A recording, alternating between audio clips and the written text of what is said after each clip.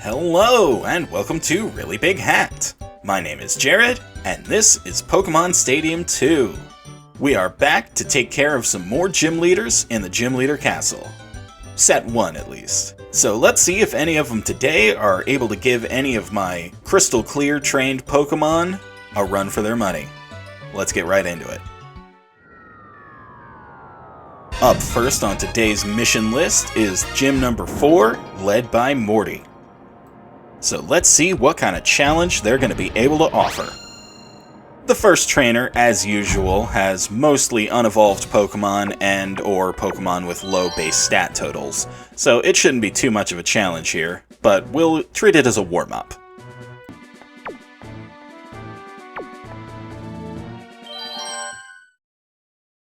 The challenger has advanced about halfway through the Gym Leader Castle. Next up are the members of Ecruteak Gym. First, the medium, Holly. I decide to go for the mix of type advantage and raw power and send out Tyranitar. My opponent decides to go for the combination of type disadvantage and raw weakness and sends out a Hoot Hoot. I think we all know where this is going.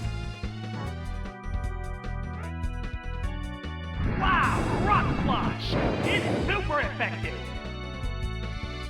Take it down with one down, 2 to go. That was just Is this even going to count as a warm-up at this point?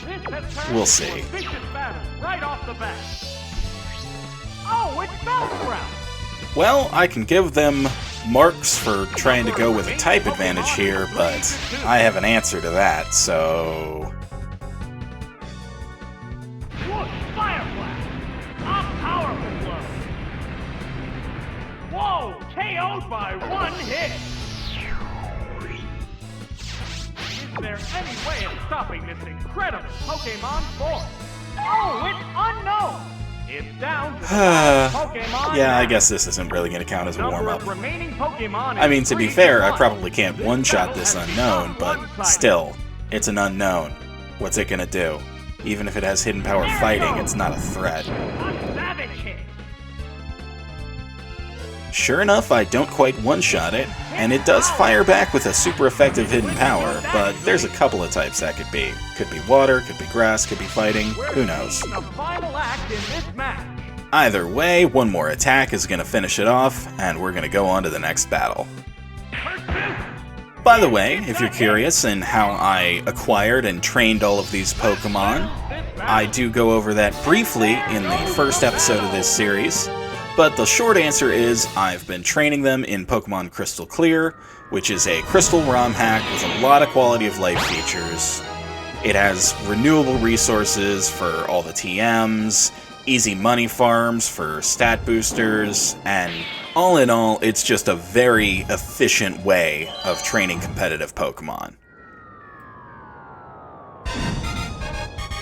But we will move on to the next gym trainer here and see what he's got to offer.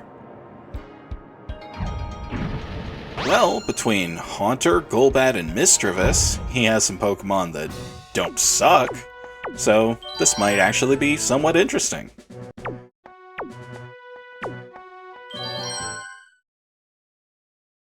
The next opponent is Kai, a Sage. Will the challenger have the willpower to prevail over a... I decide to run it back with Tyranitar and see what kind of havoc he can wreak on this next trainer. And considering the first Pokemon he sends out is a Zubat, I'm gonna say it's a significant amount of havoc. Wow, Rock Flush! Drilled a weakness! It went down as soon as the battle Let's hope he started. brings something a little more interesting for his next Pokemon. This battle is intense right from the start. Oh, it's Misdreavus! Okay, we've got the Misdreavus, so this actually should be pretty interesting. I know it's going to be tanky enough to eat up most of my attacks, but let's see how this goes. And it actually goes for a Perish song right off the bat. That's an interesting strategy, but I don't think it's going to work out for them. Pursuit looks like it's going to be a 3-tap, which means if they try and retreat from the Perish Song next turn, they're just going to get walloped by that Pursuit and die on the spot. So I've left them pretty much trapped. And yeah, I think the fact that they're using Psybeam on a Dark type, it tells you all you need to know about how stuck they are. They probably don't have any other offensive moves, and they know they can't retreat. So let's just finish this, shall we? It's a fierce battle. And for their final desperate act, they launch another Psybeam in complete futility. We finish them off with our third and final pursuit, and we're going to move on to their last Pokemon. Oh, it collapsed.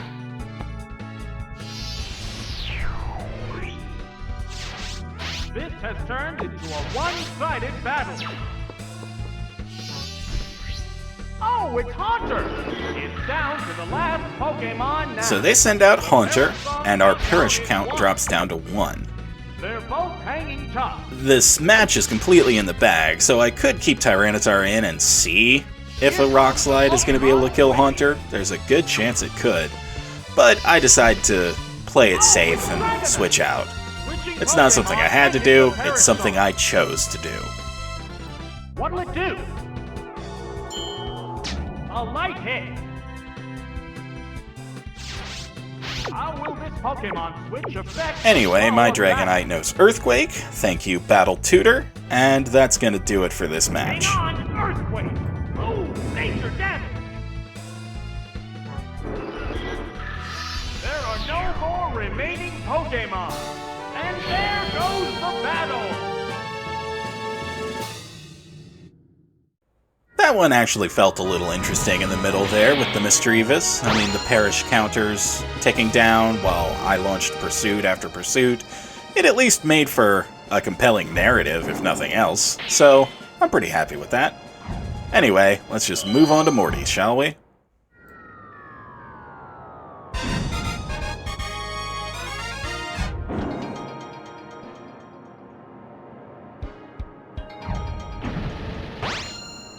And he actually has a pretty good-looking team. Gengar is always a threat, Noctowl is quite bulky, Sudowoodo and Marowak, Girafarig are all decently bulky, and, well, at least Marowak of the three can put up some offensive presence, if it's holding a thick club. So yeah, there's actually some stuff to consider here for once. Nevertheless, I decide to lead with Tyranitar again, lead with Strength, and we'll just go from there. And Morty leads off with Marowak. That immediately makes me want to switch out, because even though I think my Tyranitar could win that one-on-one, it would take a lot out of him. But that leaves me with the decision to make to switch into Dragonite to dodge the suspected Earth-type attack, like an Earthquake or something, or to switch in Starmie, who I also am pretty confident can tank an Earthquake, because Starmie is going to have a better matchup not only against Marowak, but the rest of Morty's team than Dragonite would. It was a pretty interesting situation to find myself in right off the bat, so I'm happy that I actually had to think about something for once. Anyway, Starmie's Surf is an obvious kill here, and we're gonna see what Morty has in store with Pokemon number 2. What will be the next Pokemon? Oh, it's Noctowl! Oh ho ho, it's Noctowl. Like I said, this is quite the tanky Pokemon, so I don't know if Starmie actually has the juice to 2-hit KO Noctowl or not. Never mind, that'll do it. Oh, and he's queuing up a recoil move, so he's gonna take some damage. Yeah, this is turning from a 3-hit KO into a 2-hit KO. Gotta love that. Sparks are flying from both competitors. What's next? That was good.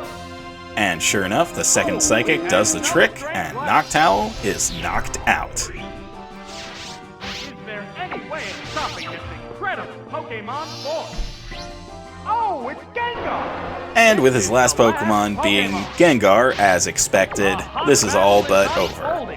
Starmie outspeeds, and Psychic is a powerful attack, and Gengar doesn't have the bulk to survive it. So, that's gonna be it for this. But still, that was a pretty interesting match. I had to take some defensive action at first with a switch, which I actually decided to use for offensive tempo instead by switching into the more relevant offensive threat. But yeah, that was actually a pretty fun match.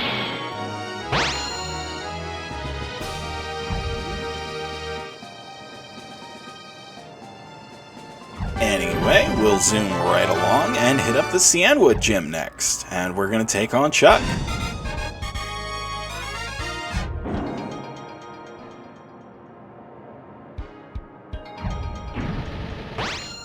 And would you look at that, there are actually some threatening Pokemon here. Dugtrio, Hitmontop, Hitmonlee, even Seaking could, like, Horn Drill or something, you never know. So, that's pretty cool. The challenger has made it to the Cianwood Gym. The first opponent is Nick, a black belt. He says that like it's supposed to impress me. Well, guess what? I'm a black belt too, so there. Take that. Anyway, I send out Exeggutor as my lead, and he sends out Hitmontop, which is actually a pretty bulky Pokemon. So, I'm thinking it might be able to survive a Psychic. Only one way to find out, though. And sure enough, it just barely hangs on. Wow. You know, if I had been holding a Twisted Spoon, I think that would have done it. Anyway, he digs a hole, and honestly, I'm not really concerned about Dig hitting an Exeggutor. That's going to bounce off him like nothing. But I do have a flyer in the bag, and it's the principle of the thing, so I make the switch. Foe is weak. Now's the time to attack. What's this? That had no effect. How will this new Anyway, a quick Drill Peck will force the issue here, and we'll see what this guy's next Pokemon is. Yes, it's a hit! Oh, and down it goes! So, what will be the next Pokemon? Oh, it's Nidorino!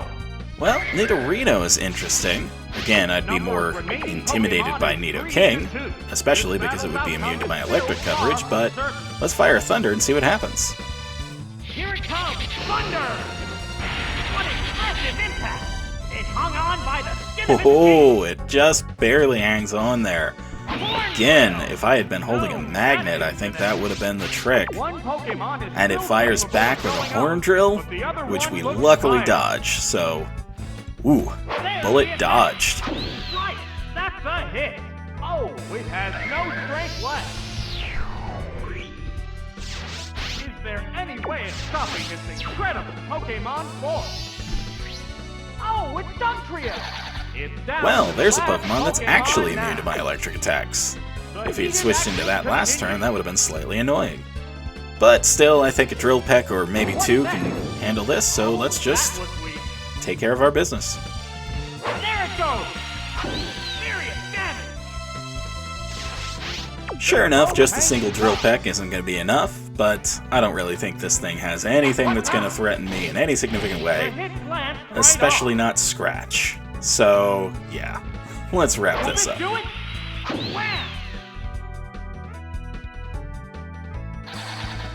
That settles this battle. And there goes the battle. Alright, good game, good game. Had a chance there with Nidorino to knock out one of my Pokemon, so that would have been a first.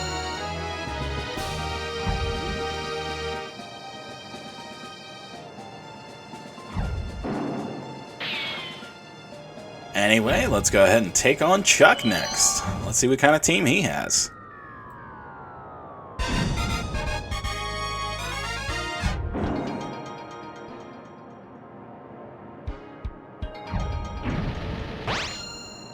Interesting, very interesting. He's got some heavy hitters there.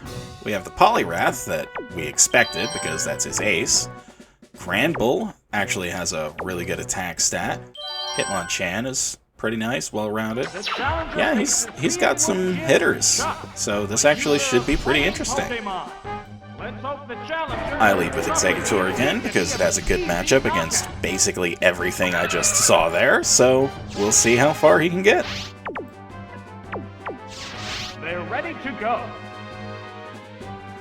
What's the opening gambit? Ooh. Oh, that's a miss. That wouldn't have done much damage, but the confusion would have been annoying. That worked perfectly. And Hitmonchan's decent bulk allows it to survive a Psychic, so I'm gonna have to fire another one. Hopefully the next Dynamic Punch doesn't hit. How's that? Oh my! 0 for 2, missed again. and we're gonna take care of it with Psychic. Whoa! Next Pokemon, please. That's it. Oh, knockout.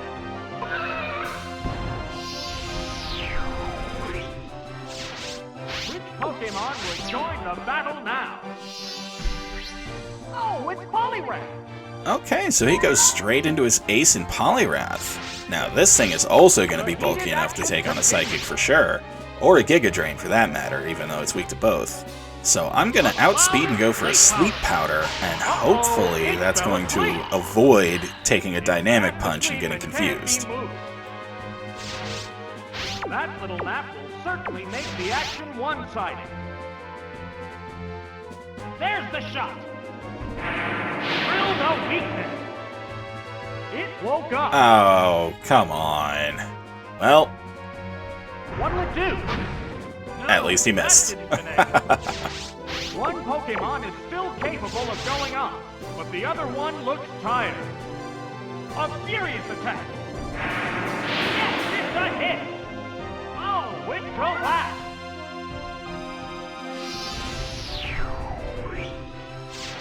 Is there any way of stopping this incredible Pokemon force? Oh, it's Sand Slash. Okay, this one at least should be pretty easy. I think it should die to a Giga Drain. Let's see. Wow! That had to hurt. Not quite. And is it going to Dynamic Punch? Yes, it is. There's the attack. And it's going to hit. Lovely. Oh, for the love of... Well, you know what? There is an answer to all of this. I'm hitting the button.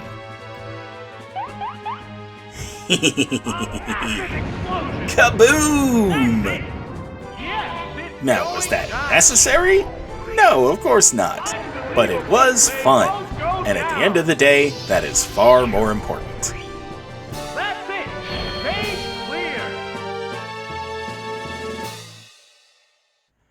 So I guess that's technically our first Pokemon feint of the run.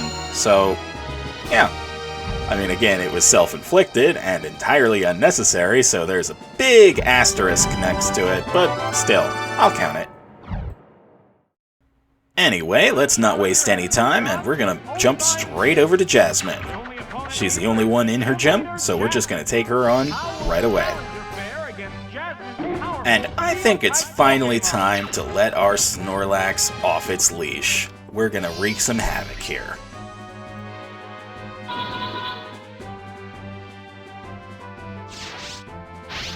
She leads with Mantine, which to me means exactly one thing. I've probably got a pretty safe chance to Belly Drum here. So I'm gonna take it, and she's gonna switch out. Ooh, bad start. Oh, it's stealing. I don't think I need to explain that a Snorlax with Earthquake coverage, after a Belly Drum, has nothing to fear from a Steelix whatsoever. Not only do I outspeed it, but I'm going to be able to one-hit KO it with an Earthquake.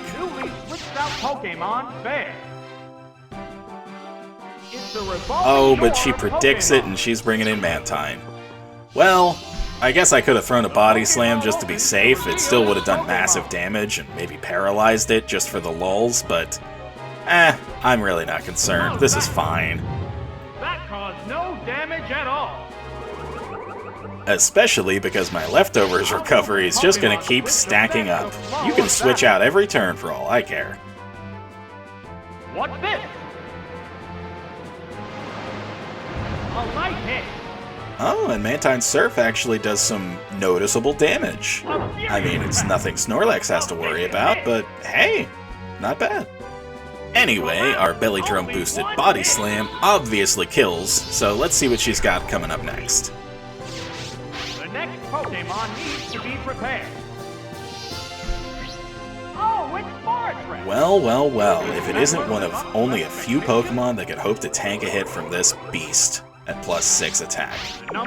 Fortress is going to be able to survive an Earthquake, but it's not going to have the offensive prowess to really threaten Snorlax, so yeah, not concerned.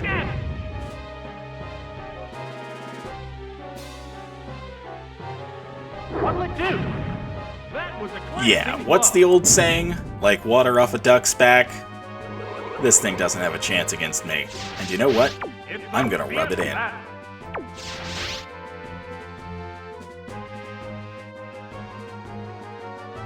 Oh, a quick snooze. And yeah, after that rest, that's just salt in the wound. I could have killed it with another Earthquake, and then outsped and one-hit KO'd Steelix next turn, but I just wanted to assert Snorlax's dominance here. So I'm just gonna absorb a few attacks before he wakes up, and then I'm gonna sweep. There's the attack. A light attack. There's a big Yeah, it's all over but the crying here.